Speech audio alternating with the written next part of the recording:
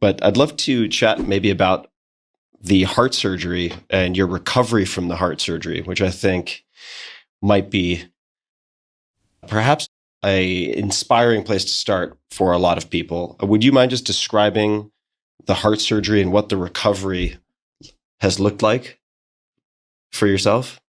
You're referring to the most recent one, which was 2018 or 19? It was 18. And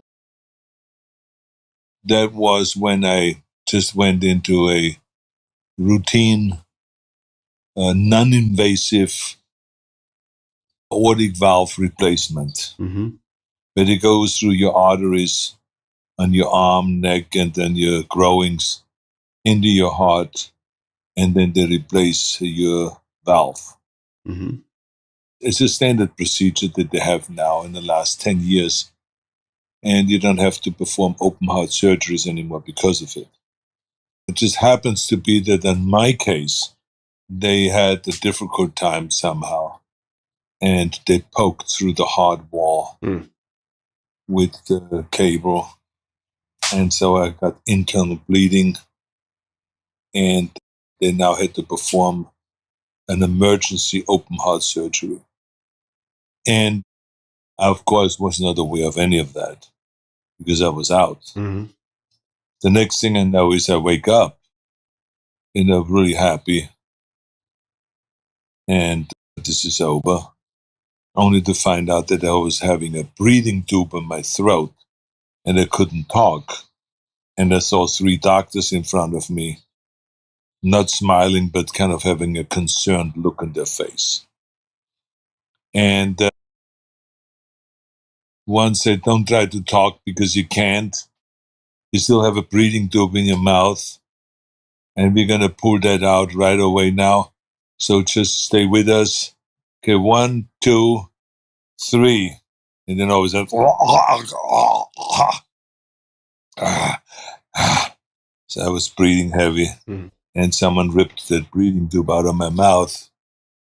And then the second doctor said, "Oh, we're so sorry, Arnold, but something went wrong with the valve replacement, and we had to perform open heart surgery." So I digested all that, and also that the breathing tube was just ripped out of my kind of throat and lungs. And so I'm still kind of not saying anything. It's just staring at them. And the next doctor says, "Yeah, it's like 16 hours later now since you were first put down. So now we are keeping you awake, and everything hopefully will be fine. The most important thing is now for you to make it through the first night, because that's usually when you can have pneumonia and where things go south." And so I was like saying to myself, I'm just gotten out of an open heart surgery where it could have cost my life. And now they're telling me that this next night or two is very crucial so I don't lose my life. So I said, what the hell is that? What kind of a deal did I get into here?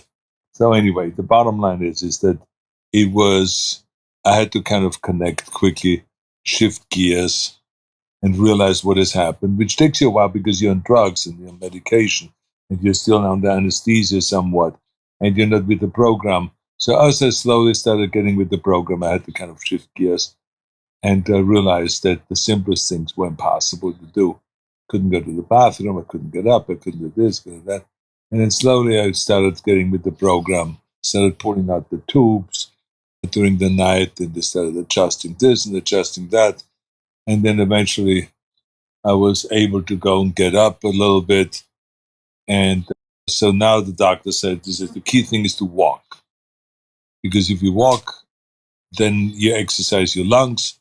And when you exercise your lungs, the danger of having pneumonia starts really slipping away, and you don't have to worry about that. But the key thing that kills you always is the least amount of lung activities that you have can create, this problem, and you die with pneumonia.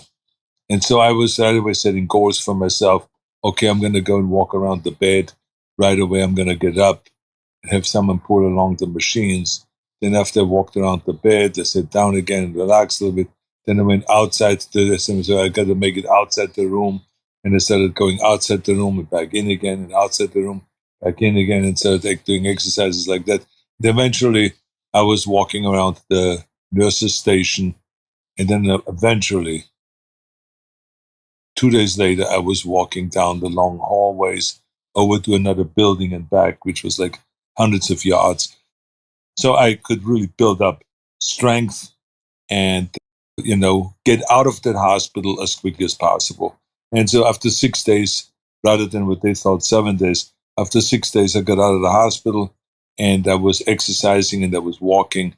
And I asked friends of mine that were working out with me to put the pressure on me, and my family, my kids, and everyone, put the pressure on me to make me walk and to not let me get away with not walking. And so that's exactly what we did.